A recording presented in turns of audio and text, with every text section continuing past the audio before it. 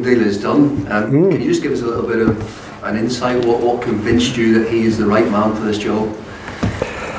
Well, as long ago as 2 years ago now, when we were looking to improve our striking force, Cenk's name came up and was really quite heavily scouted by the club, and there was a serious interest in us signing him. But at the time we faced competition from Everton, and Everton won the race for his signature. So it's nice now that to get a second bite at the cherry, as it were, a second opportunity, especially at a time when we are still desperately in need of improving our striking force.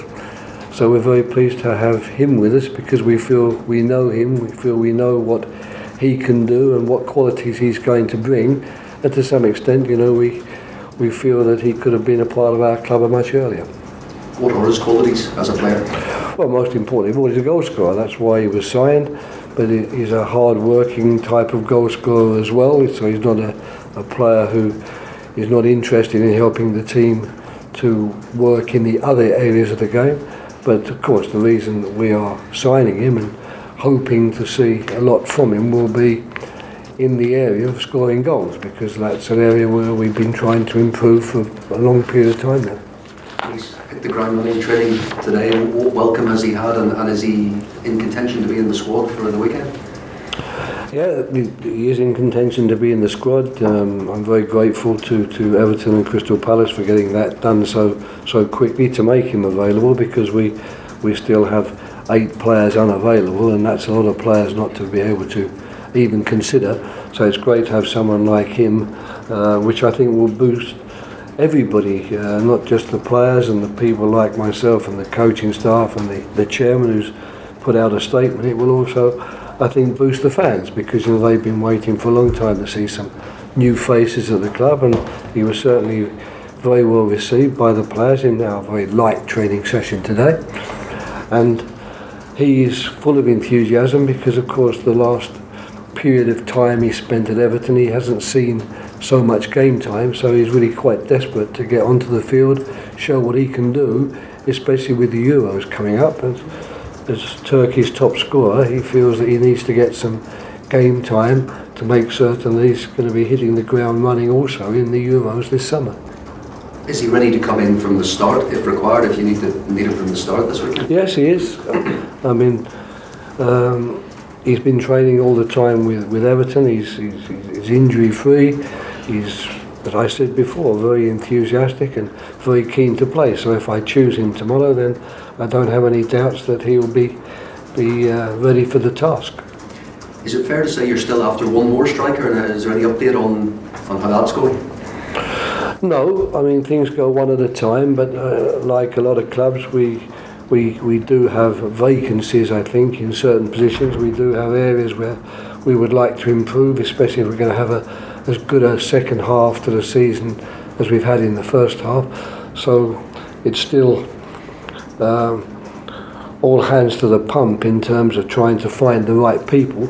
But of course, at this moment in time, we don't have the candidates that we necessarily would want, and we'll have to wait and see how the transfer window continues to transpire, because things are happening all the time, opportunities are coming all the time, as the opportunity with Cenk has just shown us. What's the striker market like at the moment out there?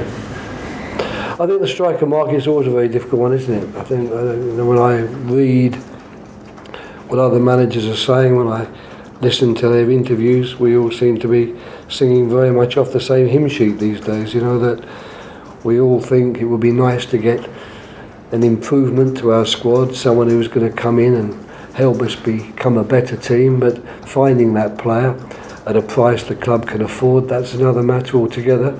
And maybe more so in the January transfer window than the summer one, because it gives you very little time. If you were to lose a player from your team, be it either here or abroad, you don't have so much time to find the replacement yourself.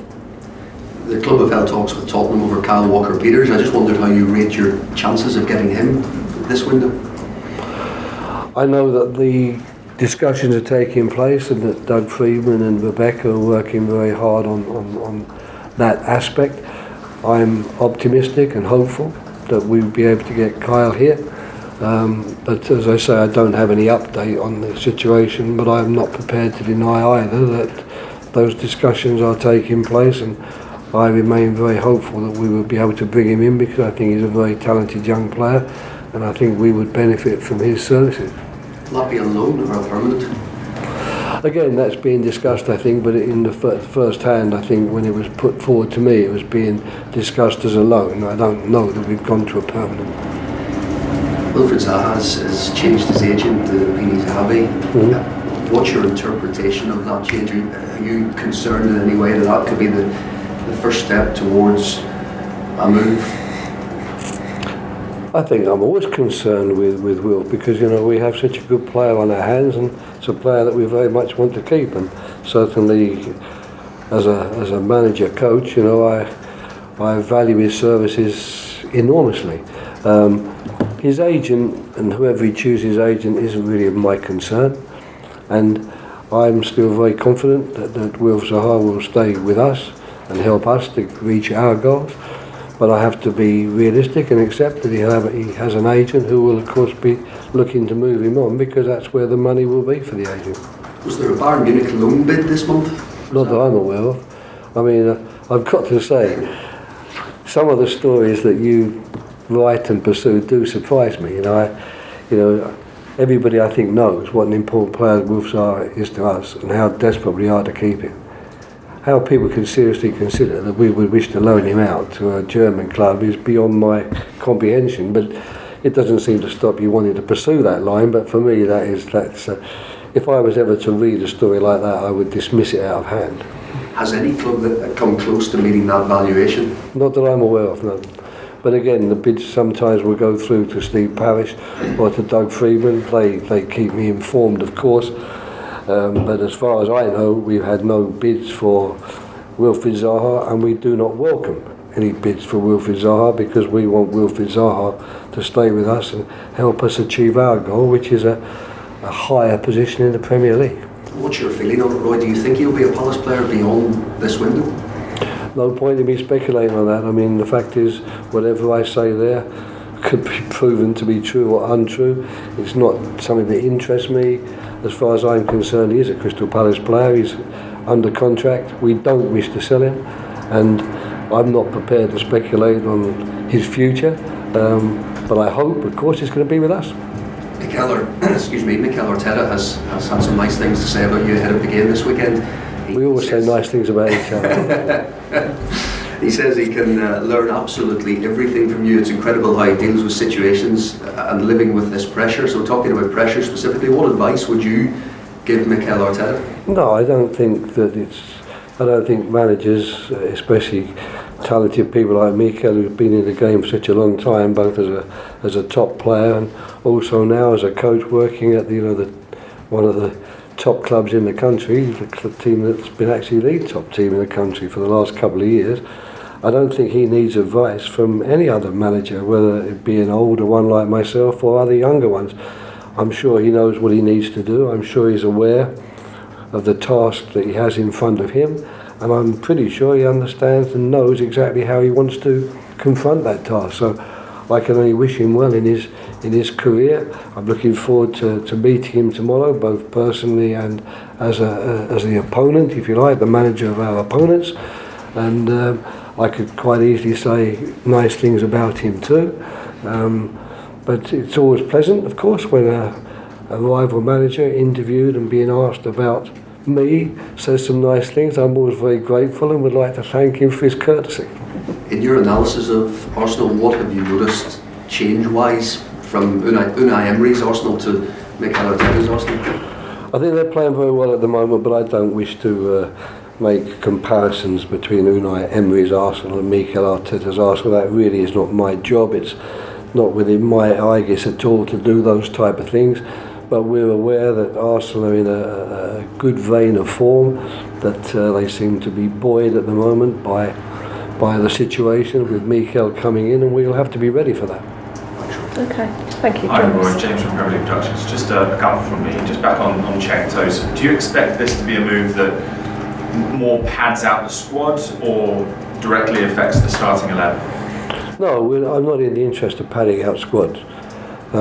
We are actually short of players in the central attacking area, so it's not a question of padding out the squad, it's a question of adding someone that we need to be there and who will provide the competition and who is more than capable of being the first name on the team sheet. So that's why he's been signed.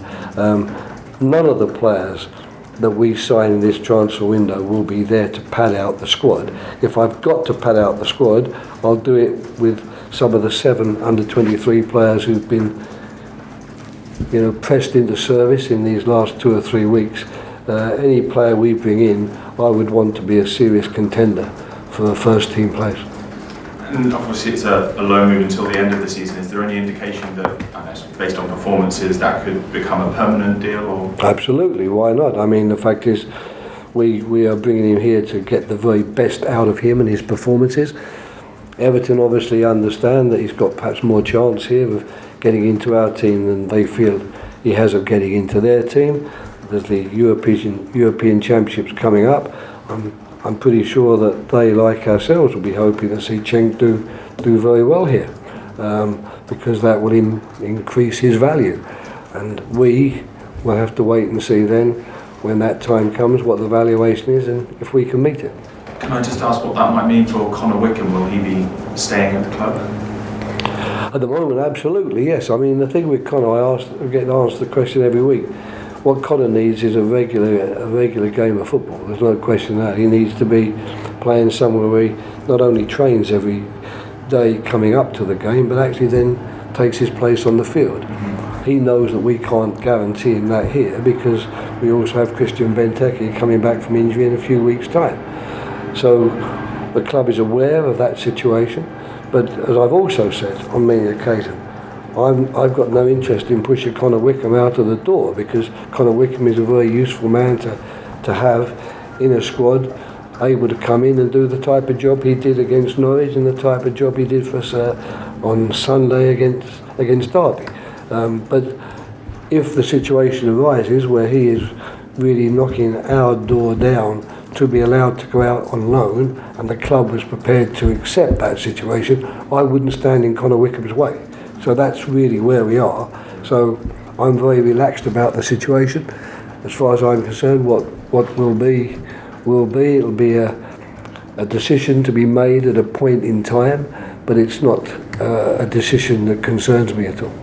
And then last one from me, 3 points from 5th place going into the new year, above Arsenal going into the game. Does that sort of mirror your expectations or exceed them at this stage? Well, it would have exceeded expectations without the incredible injury list we've had to contend with, that's for sure. So I'm more than happy with our current situation, and I'd be more than happy to have a photograph of our place in the league and how close we are to the top teams. But the only relevance is really going to be what the table looks like in May, and we know we've got an awful lot of games, an awful lot of football to play before that day arrives, and it's always pleasant to be going into the next game in a comfortable sort of position, but I and the rest of the managers in this league, we all understand how quickly that can change. So it's the performance that counts, and we've got to make certain that the team that plays tomorrow is ready to give the type of performance that will be necessary. And if we really are a better team than Arsenal, as our table position might at this particular moment in time suggest, we better go out and prove that tomorrow by beating them. My pleasure. Thank you very much, Emma from BBC. All right. Roy, hello, sorry. With that in mind, I was going to say, is it kind of a waste of your time to be wondering what you might have been achieving with a fully fit squad? Absolutely, and what's more, it would be very disrespectful to the players who've actually come in and done extremely well. I mean, there was a period of time in the beginning when we were not playing with James Tompkins and Mamadou Sakho, for example, two players who last season were very, very good for us, and Scott Down and Martin Kelly were doing a fantastic job in their place. So I've got no reason to suggest that the player who's not playing at the moment would make us even stronger, because the guys who are out there are doing a good job. I learned long ago that You know, if you want to keep your position as a star player, don't play too often, and then people can always look at the ones who do play and don't do too well and project your performance as being a wonder performance. The squad's done very well so far. It would be nice to get the injured players back. That would certainly increase our competition for places. It would certainly keep people very much on their toes, because they know if I don't do the job properly, both in training and in matches, I'm likely to lose my place.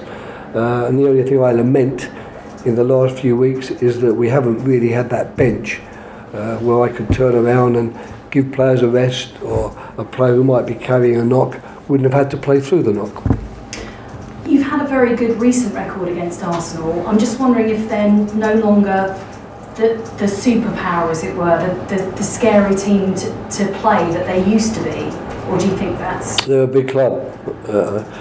Not only a big club traditionally, they're a big club in every respect. I have enormous respect for Arsenal, the way that they've conducted themselves through the years, you know, right back to the days of Stapleton and Brady. So I still think Arsenal are one of the mainstays of our Premier League, of our top division, of our elite.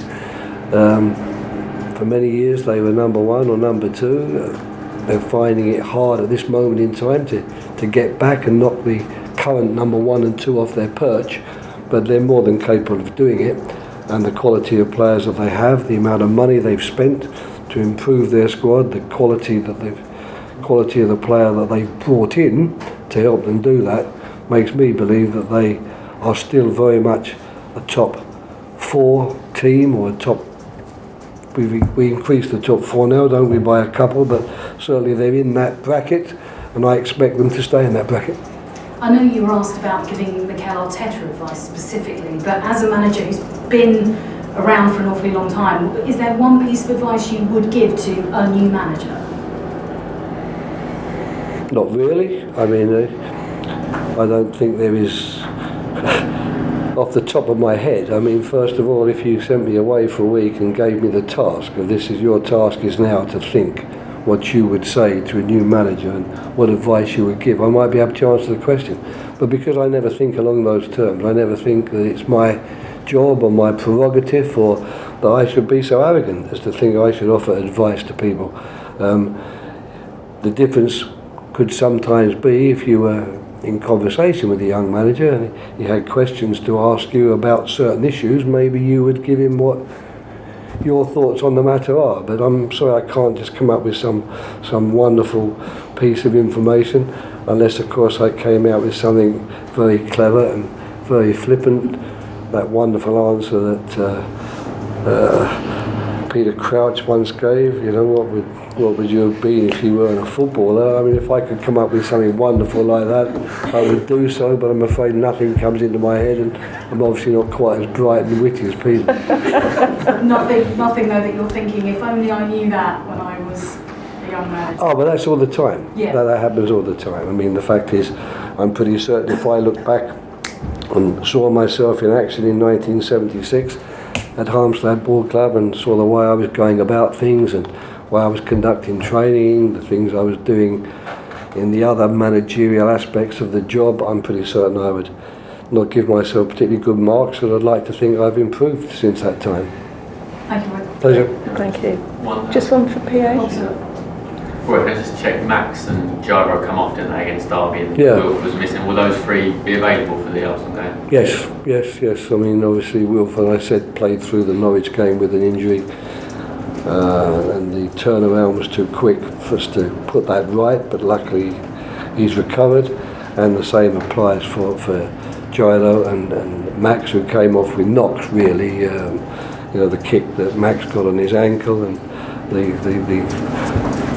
what Gyro was feeling in his hamstring at the time turned out to be more or less fatigue and nothing else. So both trained yesterday and today, so they're available for the game. Thank you. Okay, that concludes the broadcast section. Thanks. Okay, guys. Tom, thank you. Well, you mentioned you were in for Cenk Tosun a couple of years ago to your test, and